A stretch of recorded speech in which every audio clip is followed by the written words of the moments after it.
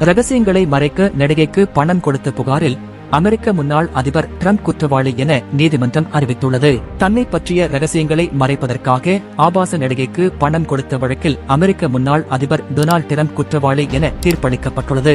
கடந்த 2016ஆம் ஆண்டு நடைபெற்ற தேர்தலின் போது தம்மை பற்றிய ரகசியங்களை மறைப்பதற்காக ஆபாச நடிகை ஒருவருக்கு டிரம்ப் இந்திய மதிப்பில் சுமார் 109 கோடி ரூபாய் கொடுத்ததாக குற்றச்சாட்டு எழுந்தது. இது தொடர்பாக டொனால்ட் டிரம்ப் 34 குற்றச்சாட்டுகளை எதிர்நோக்கினார். இந்த வழக்கை நியூயார்க் நீதிமன்றம் விசாரித்து வருகிறது.